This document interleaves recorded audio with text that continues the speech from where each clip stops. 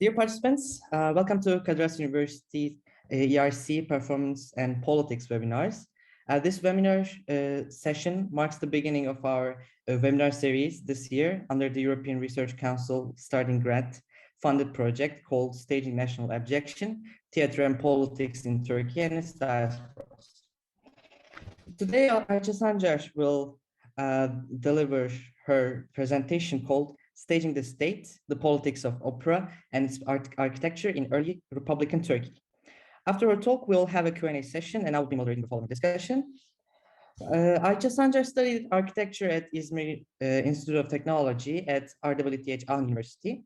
She's currently working on her doctoral thesis at the Department of Architectural Theory of RWTH Ahn University and working as a teaching and research associate at the Institute of Landscape Architecture of the same university. Her doctoral research focuses on the interplay between opera, architecture, and cultural politics in the first 3 decades of the Turkish Republic and the architectural knowledge transfer between Turkey and the German-speaking world during this era. Her teaching practice is concentrated on digitalization in teaching, particularly on the development of online courses, animated videos for didactical purposes, and e-assessments. Now I leave the floor to Ayça Sancar. Thank you. Thank you very much. And also thank you for having me here. I'm really happy to have this opportunity to share my research with you and get some valuable feedback, hopefully. So let me share my presentation with you.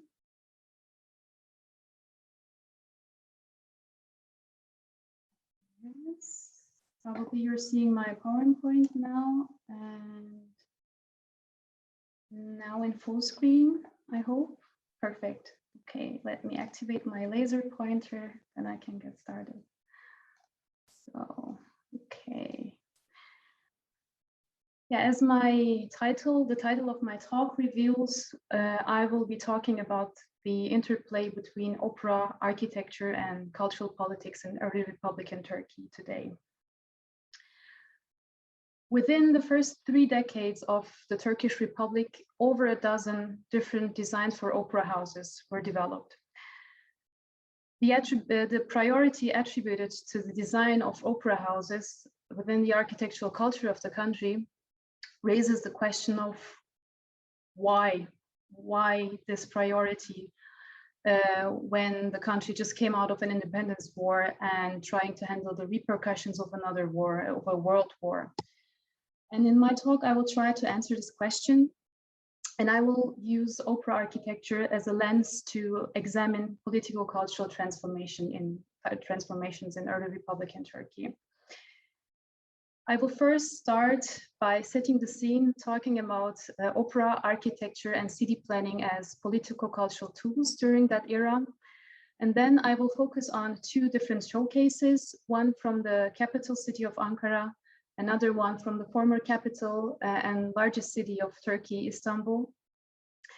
And these showcases are particularly convenient to talk about transformations in cultural politics because they are architectural transformation processes. We will be talking about architectural conversions. And at the end, I will talk about some contemporary developments that these buildings, these designs undergo. So let's start with the first part. In 1923, the Republic of Turkey was founded, and this meant the transition from a multi-ethnic monarchy to a secular nation state. And this transition was accompanied by social and technological modernization according to Western ideal that was facilitated through different instruments, reforms, and policies. And one of the most important instruments of this modernization project was the performing arts. Here I am sharing a quote by Hasan Ali Yücel, the Minister of Culture from the 1940s with you, in which he emphasizes the importance of performing arts within the establishment of a republic and in terms of cultural politics. So I will just read it. In the current era, in which humanity is having one of its greatest wars, the fact that we're engaged with theater and opera performances must be considered as the most powerful proof of the significance we attribute to the cause of the fine arts. We consider the performing arts of theater and opera as a matter of civilization. That is why in these days in which we are making every kind of sacrifice for the defense of our dear country, we're not interrupting the development of the performing arts, but accelerating it. So, well, in this quote, it's emphasized that performing arts were considered as the key to the integration into the Western world. And within the framework of this instrumentalization, the so-called music reform took place in our Republican Turkey. And the basic approach within this reform was to merge elements of folk music with the methodology of classical music in order to create a national music culture that conformed to the Western taste.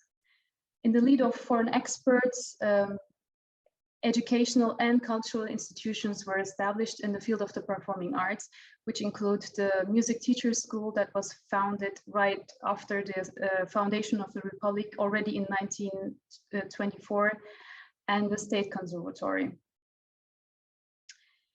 Like the performing arts, architecture and city planning were also instrumentalized for political cultural purposes.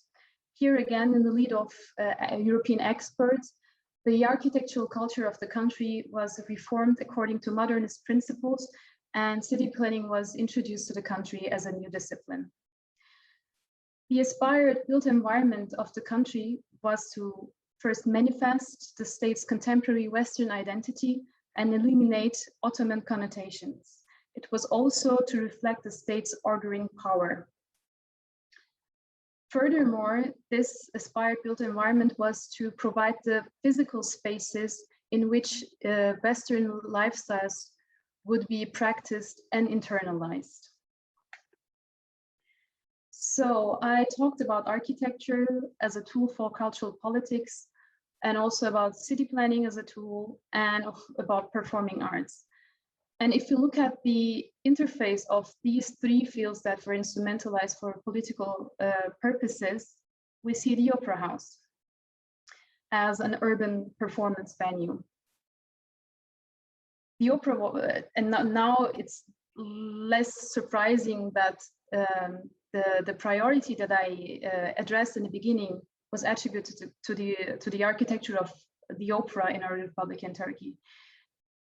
The Opera House, with the performances and rituals it hosted, its positioning in the urban context, as well as its architecture, was considered as a symbol of state identity and power. It was a landmark and a symbol of urbanity.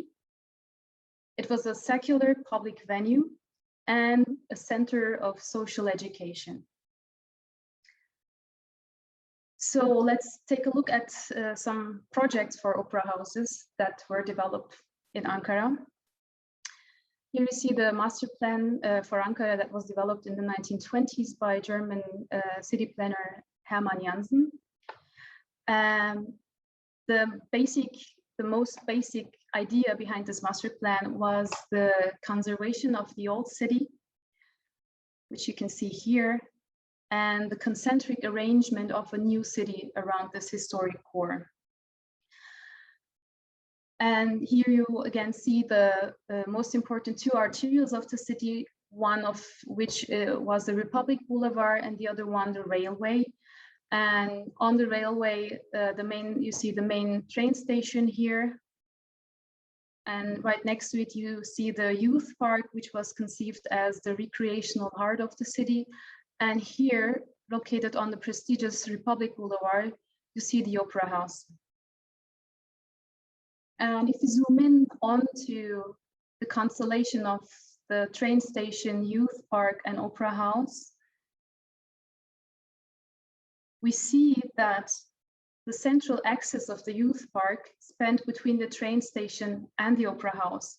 So in a way, the entrance door to the city, which was the main train station, was actually connected to the opera house, which again underlines the importance of the opera house in the urban context. And here you see a perspective drawing showing the constellation of the citadel in the background here, and the opera house here, and the youth park, and the axis leading to the youth park. And this axis, as you can see here, was conceived as a gradual ceremonial one, which offers this ceremonial approach to the opera house, which was featured as a state monument here, almost like a secular temple. And with this intermediate position between the youth park and the citadel in the background, the opera was literally standing between the past of the city and the future of the city, the park that was dedicated to the future generations of the city. But in the end, the opera for the city, the state opera, was not constructed on the site that was designated for it in the city plan, but an exhibition hall that was to be located here was converted into a state opera. But before talking about the state opera, let's first take a look at the history of the exhibition hall. The construction of Ankara Exhibition Hall was instigated by the so-called economics and savings community that was founded after the economic depression of 1929. And the community envisaged this place as a space where domestic products would be exhibited and would reach broader society. The political objective behind the construction or the design was informing citizens about the technological and artistic development of the country. So the exhibition hall was conceived as a place for propaganda and nation building. Here you see the interior of the building, which was designed by Turkish architect Şevki Balmumcu and constructed in the early 1930s. And the architectural language of the building was in analogy with the character of the exhibitions taking place in it. So when I go back, you see the building almost looks like a factory hall with its longitudinal exhibition space and strip windows and chimney-like tower. And the exhibition that took place within the building were mostly ones of the fine arts, hygiene, industry, and agriculture. And with its architecture, this building was the epitome of modernist aesthetics in the early republic. This exhibition hall was converted into an opera house in the 1940s by German architect Paul Bonatz. You can see the building here, the converted building. It had a highly classicistic language. This chimney-like tower was torn down, and the architect superimposed a portico to the main facade and added multiple decorative elements, which resulted in this neoclassicistic language. And this change in function and change in architectural language raises the question, why this radical change after only a decade? And the answer to that question lies in cultural politics. The exhibition hall was symbolic of 1930s vision of social interdependency and a collective transformation of the country by the citizens who would feel themselves responsible for the present and the future of the nation that they belong to. And the exhibition hall was the space in which this vision was to be displayed and imposed. And this also corresponded with the prevalent idea of that time of becoming Western to cope with the West. And what happens in the 1940s is a shift to a more integrative, compromising understanding of national identity, or a more integrative justification of the state's aspired Western identity. And this approach was based on the concept of Turkish humanism, whose main assertion was that Turkey was the origin of contemporary Western civilization, since its territory had been the homeland of ancient cultures from which the Western civilization had evolved. So that kind of brought the idea of Western culture was inherently Turkish, at least was used to legitimize this kind of an approach. So with this approach, the appropriation and the nationalization of elements of Western culture became prevalent. So, and this kind of import, of course, justified the prevalent idea that actually that was what was in the core of everything we will be talking about in this core. The idea of becoming Western while maintaining a national identity. So what happens is the shift from social interdependency as a tool of nation building to shared intellectual and aesthetic values that are in line with the Western ideal of culture that were supposed to hold society together. And that means that the functions that are related to propaganda and social transformation that were attributed to the exhibition hall were handed over to a different kind of cultural building, which was the opera in this case. So that the political cultural rhetoric that I talked about was also, in the case of the state opera, a legitimization for the import of elements of Western neoclassicistic architecture that was inherently Turkish. But this appropriation went beyond this kind of an import. There was also the endeavor of merging the national and the international in the case of the architecture of the building. That was a parallel approach that that I mentioned about the music reform, merging the local, the national with the international, classical, Western, or embroidering the national essence with the technique of the West. And that we see that here when you zoom onto the columns of the portico. Here we see Mukarnas capitals that were used as a reference to Selçukian architecture. So within this pattern of neoclassicism, we see some elements that are added as national elements. This is a picture of the entrance hall of the building, and here you see a mural, and this is by famous artist Bedir Rahmi Eyüboğlu, who's famous for adapting Cubist abstraction techniques to folkloric motifs. And on the picture, you see two peasant lovers on a horseback with a bağlama in their hand. So again, here we have this endeavor of merging the national, the local, with the international, or embroidering it with international technique. And in the opening ceremony of the building, the opera Kerem was performed.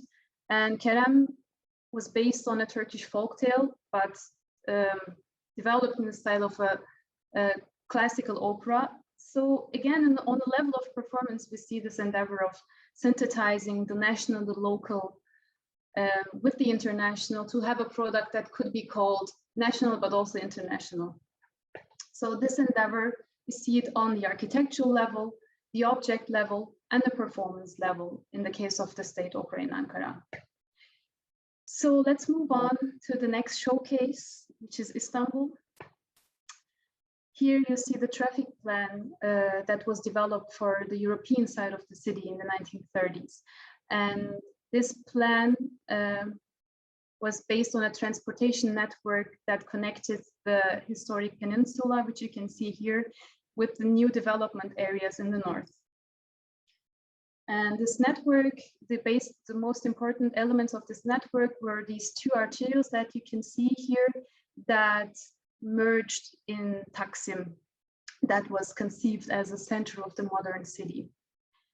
And the opera, of course, was conceived to be directly at Taksim Square, which means that it was conceived as part of the modern facet of the city.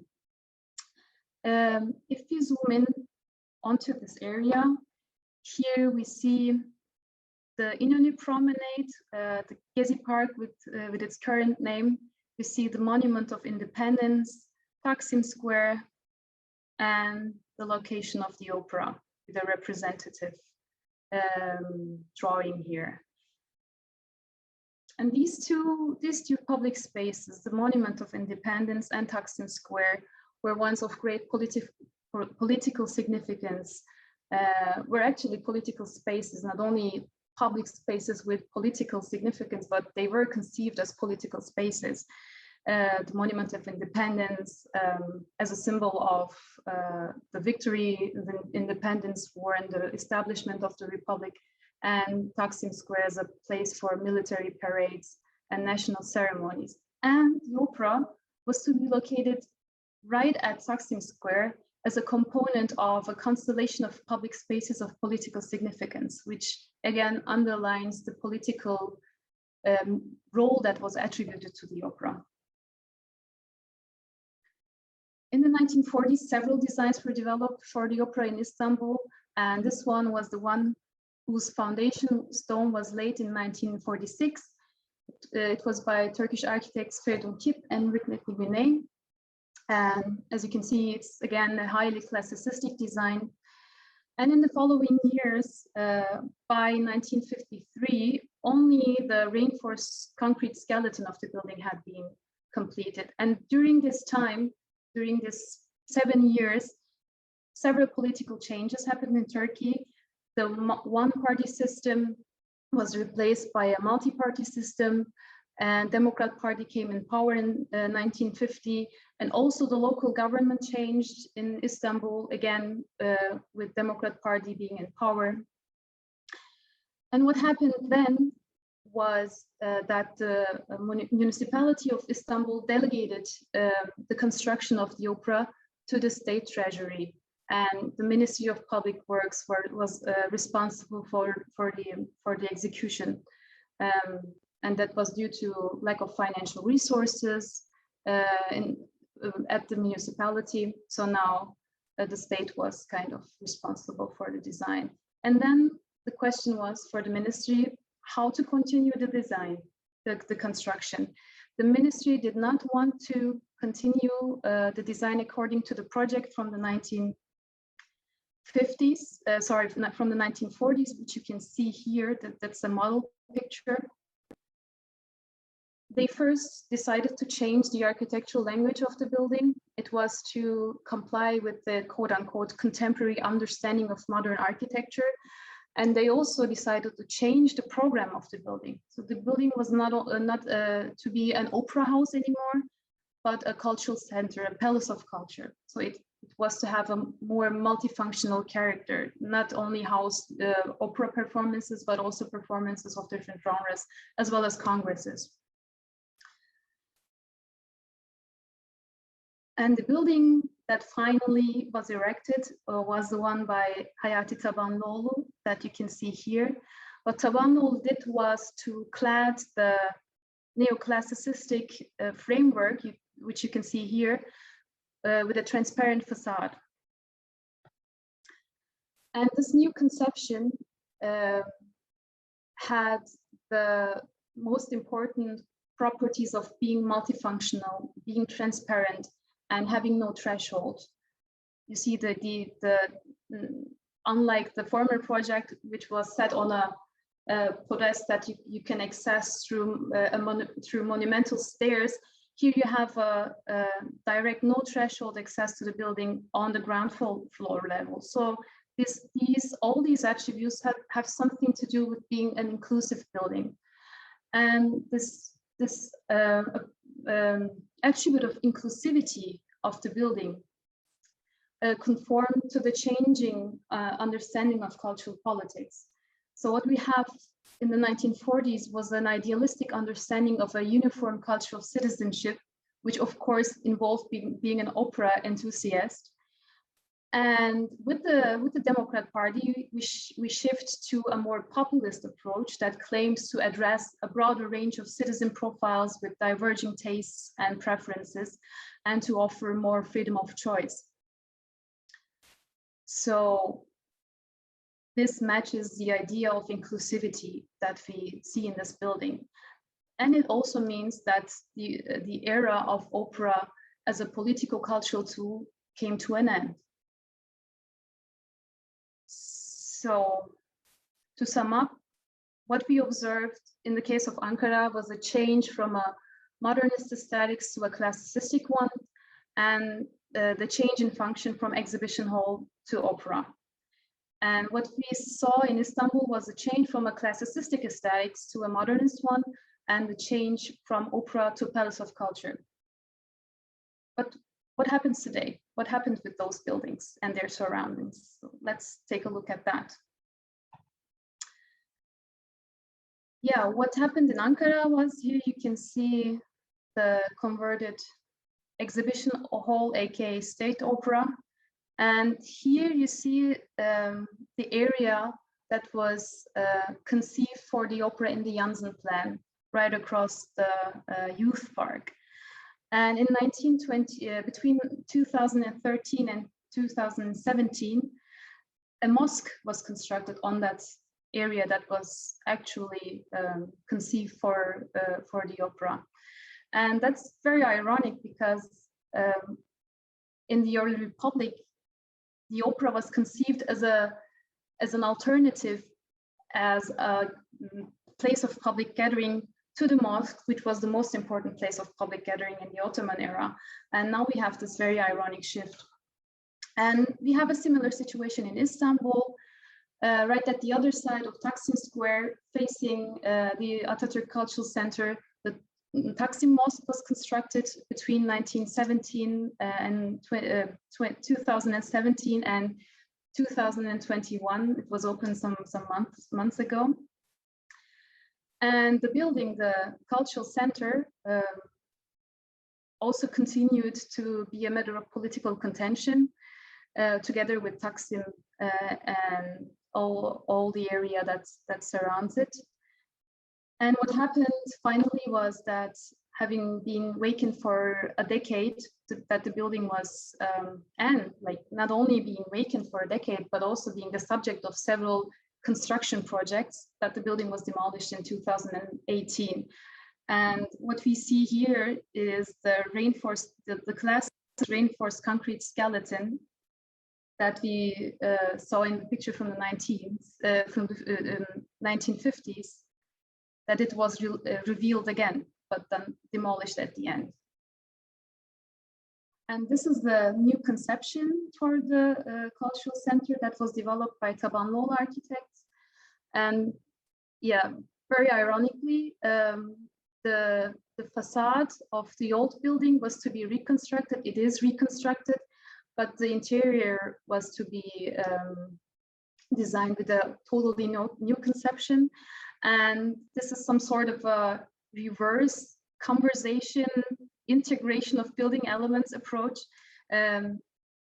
In the 1950s, what happened was that the classicistic skeleton was conserved and a new facade was constructed in front of it. And now that facade is torn down, reconstructed, and the interior of the building is completely different.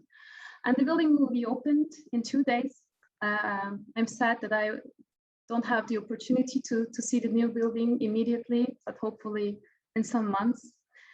And yeah, this shows that these spaces related to the early Republican instrumentalization of the opera are still of high political significance. And that's why it's important to know and understand the history of these spaces. But this history of them is still being written, obviously. And yeah, new developments are to be seen. I'm very curious. Thank you very much.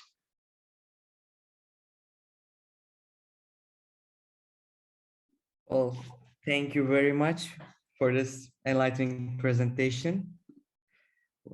We'll do these emoji claps. Thank you. So now we may continue with the Q&A session. But maybe if it's in order, I may start first if there are no other burning questions you may like to ask? Any? Okay. I mean, So- my hand is up, but it's not burning. We have time, I'm sure. Okay, perfect. So one of the things that came to my mind first was about the ceremonial aspect of the urban planning and how the youth park ends up with the the stairs and just going inside the opera as if it's like climbing up the Acropolis in it, like Athens, that sort of feeling. Maybe if it's within the scope of your research, I don't know, but have you encountered any other like ritualistic aspects that the opera architecture brings with it? Like this was a good example, but I was curious whether there are different forms of this like ceremonial ritualistic aspect that you call like a secular temple. Yeah, totally. That's almost something that was inherent in the architecture of the opera at that time. Actually, this is something we also observed in the architecture of the state opera in Ankara. Let me maybe show you a slide. Yeah, what happens with the exhibition hall? That has a very straightforward, very simplistic floor plan, is that it becomes very much sophisticated, and new spaces, new stations for the approach to the building and in the circulation in the building were added. Maybe it's easier to show that through the slide with the two buildings. I unfortunately don't have a slide with the floor plan, but my computer doesn't want to do it. Sorry. Maybe, okay, let me do it this way. I will first share my PowerPoint, and I hope you see it now. Yeah. Yes. So let's go back. Do you see the full screen view or the one with the... No, it's not on full screen right now. Okay, that's perfect. That's perfect. Sorry, it takes some time, but yeah. Okay. So yeah, you see here, wait, okay. So these spaces are very much simple. We have this longitudinal exhibition space, and you have these direct entrances to the building. And what the architect does here, he superimposes this portico with this extending elements, and within the building he also adds some stations that you have to pass by to come to the holy space of the performance hall. The whole experience within the building is part of the ritualistic experience and the transforming experience of the opera. And this is something that we observe in different kind of spaces, as open spaces as well as buildings. Okay, so that's kind of the same thing with like AKM as well, I think. So the after the next well, the design, they kind of got rid of the stairs. Yeah. You say it's like to direct access, but it may also mean that it's about reducing that ritualistic effect, maybe. Yeah, definitely. They make the building more accessible, more relatable, as well as the kind of events taking place in the building. Okay, perfect, thank you. So, well, let's start with Ertuğrul and then Şeyda. Thank you very much. This is a great archive and a very interesting presentation. Thank you.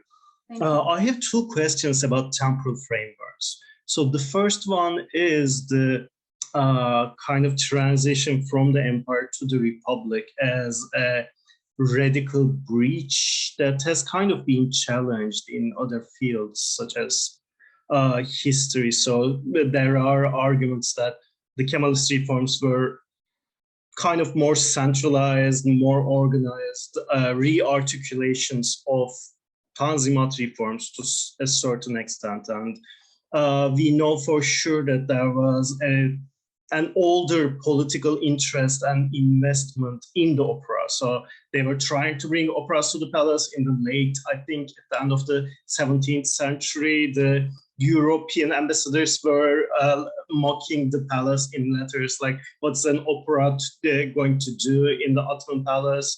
So that, and then there was the Palace Theater in Dolmabahce. I think that one burnt down, and they built and used the Yıldız Theater as an ad hoc opera of sorts. So how would you engage with that history in your research? Is it relevant, or is it really, was it forgotten by that time? Which I'm not sure to what extent is, did I freeze? God, I freeze for some seconds. Maybe you repeat your last question. Okay, I was trying to ask, like, was that political investment, already existing political investment, already forgotten, which also includes the use of the opera as, if you like, a tool to counter Orientalism? It's not only their independent desire to be European, but there were mockeries of the Ottoman palace when they tried to bring an opera because it was so European and they were so not European. So what kind of an interaction was there, and whether it had any influence over the desires, the demands, the efforts to build operas? That's my first temporality question. And the second one is the Cold War. So you are actually working on a period that's very much about the Cold War. I did some very little work about that period, but there's of course the rise of the discourses of freedom and the pro-Americanization in international affairs. Like in the 1950s, they are going to start sending exhibitions, like sailing exhibitions actually, to Europe and the United States. So the exhibition culture is not really over. It's just like taking other forms. So how would you place these developments and these transformations within the context of Cold War, which actually in certain realms, such as education, but like education at girls' institutes, for instance, that's what I worked on, that's mostly what I know, started before the Democrat Party period. So in the late 1940s, in cultural policy, the Republican People's Party was already making some moves in order to realign itself and promote new values. So populism was there, for instance. So the Girls' Institutes were not going to be so much about creating Turkish Stepford wives, but actually more about training qualified blue-collar labor as well. So there was that kind of a temporal framework in the same period. So is that helpful? Do you engage with the changing discourses in international affairs as well as their ramifications on national politics on that level as well? Thank you so much. Thank you. I will try to recall the first question. Please, if I have forgotten something, please remind me. I think I forgot the first one. The first one was again about temporality. I was just trying to ask, like, you were kind of reproducing the Ottoman break. Yeah, is that really a break, or was kind there of a position kind of a continuum? Okay, and how about the Yıldız Theater, for instance? Okay, so what your question is more or less, what kind of a position did the early Republican state take towards this heritage of opera in the Ottoman era in terms of architecture? Kind of, yeah, in terms of architecture, but also in terms of discourse, the intellectual investment, the affective investment, the political investment in the opera. Well, can we talk about some sort of a continuum or not at all?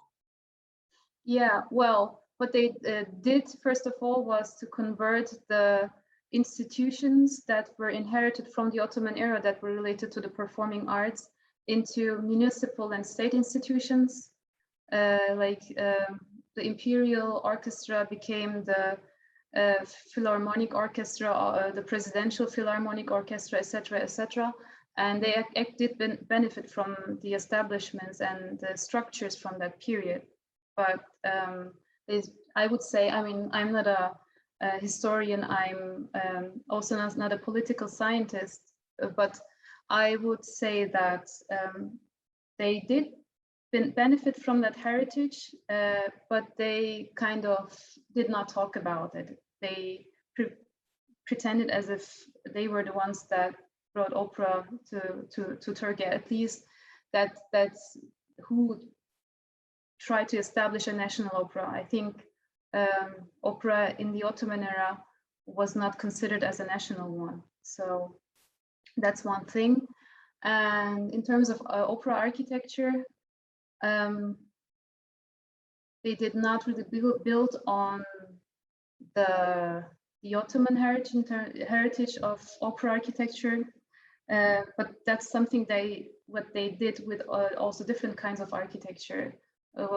Like in the first years of the Republic, they did continue with a similar architectural style that was prevalent in the last years of the Ottoman era. But at some point, and that was a really, I mean, we can discuss about whether the architectural styles or the architectural transformation from the late years of the early Republic are really politically induced. There is certainly a political aspect in that, but there are also internal dynamics that affected that. But in these first years, that the architectural culture of the country was reformed, that was a very much political decision, and that also meant that like everything was mentally torn down, and a new kind of culture was built with the help of European experts. And so it's not a surprise that the Ottoman heritage of opera architecture was not really owned and thematized. I'm not sure if that answers your question, but no, it's very helpful. Thank you. Okay, and the second was about Cold War. Yeah, the Cold War as a temporal framework and the political shifts in Turkey that happened with the Cold War as the country realigned itself, which included the ultimate transition to a multi-party democratic system, but also the prevalence of the discourse of freedom, like an Americanized discourse of democracy, and all of those discourses just became more prevalent. The populism you talked about, but also other forms of populism. So I'm also wondering whether in this temporal framework, whether the Cold War could also be a useful way of conceptualization for what was going on really in the cultural life. Well, that's actually a question that's behind my scope, let's say. Maybe I can try to answer that. The part of that question that relates to architecture, or the architecture of opera at least. The only architecture of opera we are talking about in this period is Atatürk Cultural Center. And when we talk about architecture in general, the changes that happen in that time, we do feel we can somehow read the effects of the Cold War and the Americanization on the architecture. There's this this stream called Hiltonculuk at that time that emerged after the construction of Istanbul Hilton.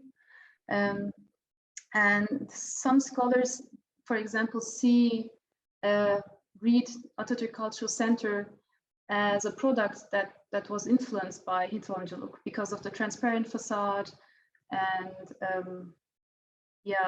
the transparent architecture that reminds of some that were kind of imported from the US. But I disagree with that because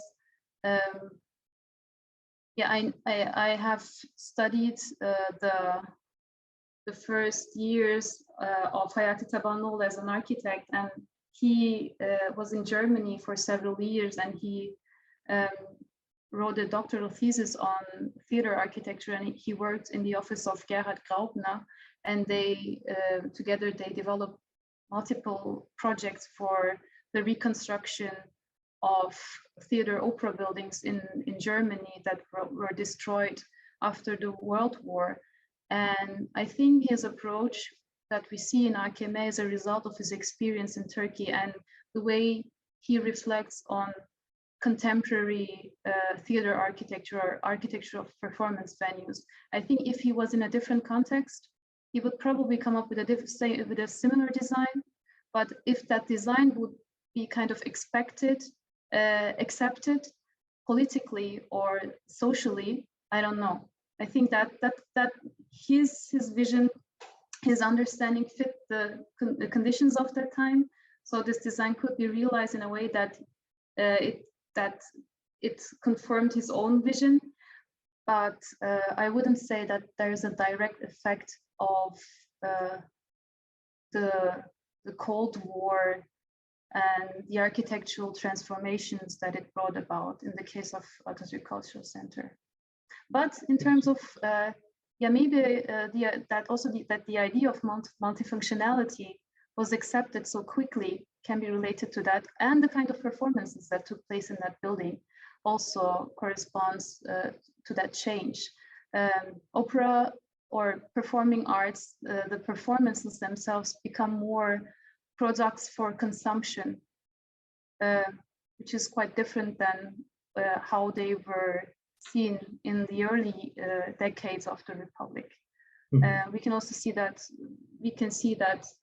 very contemporary performances from the US are presented in Atatürk Cultural Center a couple of years after their premieres, for example, and that did not happen in the 1940s.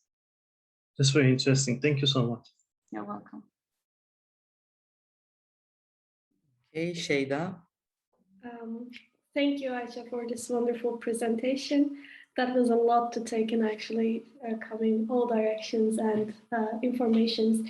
And I was curious about your methodology particularly, because most of us here coming from humanities and social sciences, and architecture is something seemingly away from us, like we don't know your methodologies.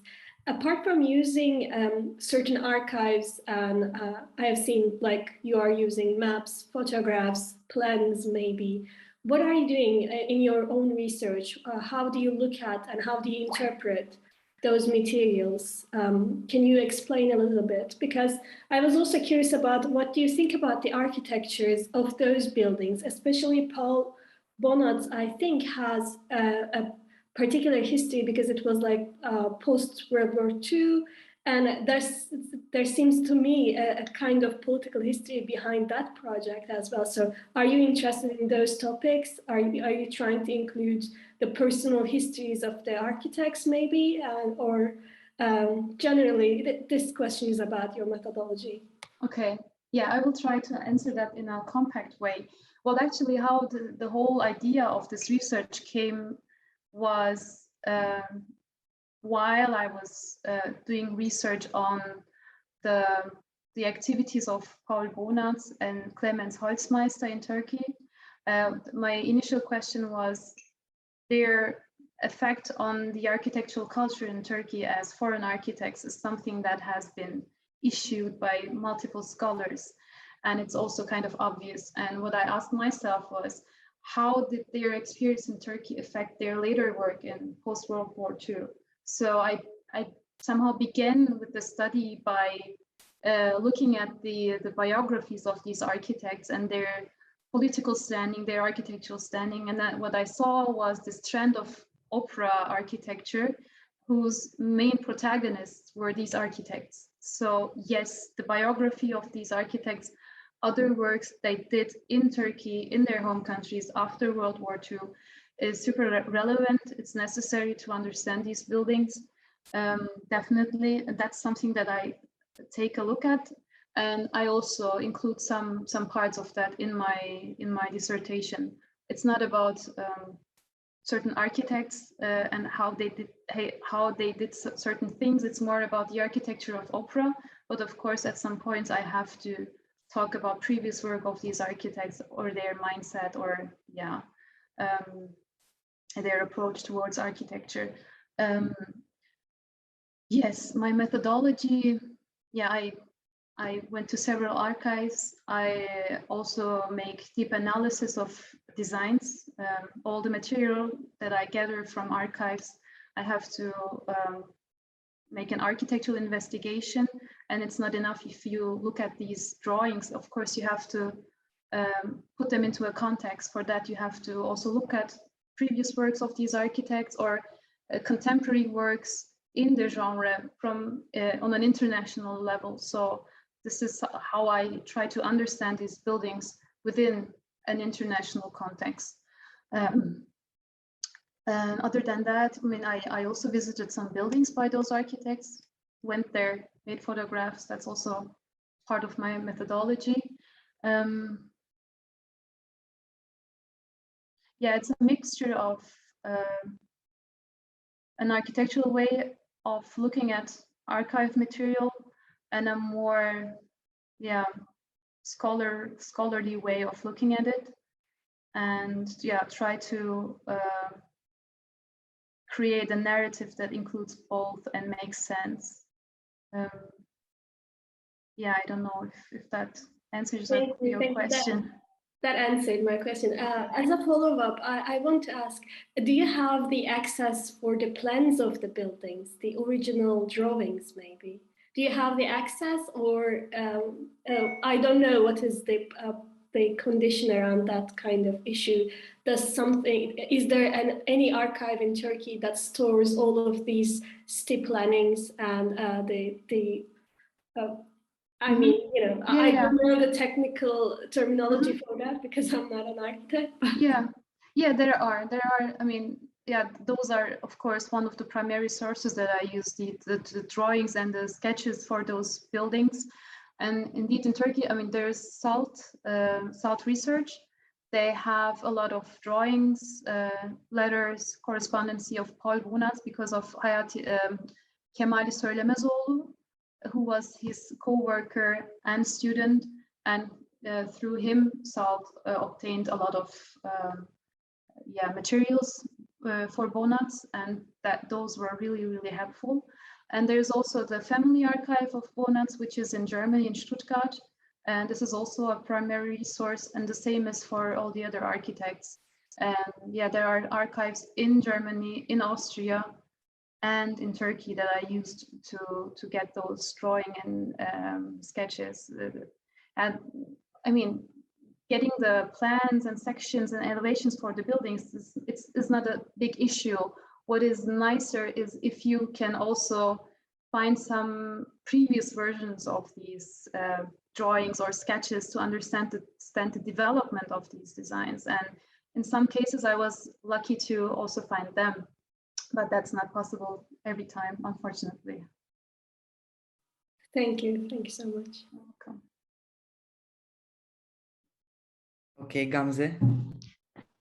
Hi, thank you for the presentation. This is not more of a question, but a suggestion or just a topic that I'm curious. But first of all, I would like to ask, are you interested in, or to what degree are you interested in the content of performances inside the buildings? Because you can. Yes, I am totally interested, but I can take a look at that in a very limited way because there is so much to look at. But I try to include that aspect also in my research, but sporadically, actually. I understand that. I'm asking this because I don't know much about the history of opera, what kind of performances there were, but I know that after 2000, if I'm right, there's a transformation towards in terms of the content of the operas. Also, some kind of neo-Ottomanist and Islamist aesthetics were invading the opera as well. So since we talk of opera very frequently and traditionally as a secular public venue, but also in recent year we see lots of shows telling about the life of Attila, Fatih Sultan Mehmet, or operas about Yunus Emre. So there are other kinds of changes which might be read together with what's going on in these buildings. So I was just curious if you are following this kind of transformations as well. It's just something I'm curious. I don't know much. Yeah, it's totally interesting and totally relevant, but I must admit that I don't really follow the ones that are took place in the recent decades, like after the 2000s. But it's totally, yeah, of course, it's totally relevant. Yeah, I did take a look at some that were within the time frame of my investigation. And yeah, I mean, if you talk about the architecture of the opera, you cannot really ignore the performances that take place within these buildings, and I try to include that as far as I can. But yeah, at some point I have to be a bit. I have to limit my scope. But yeah, and yeah, this might be something that future researchers could focus on.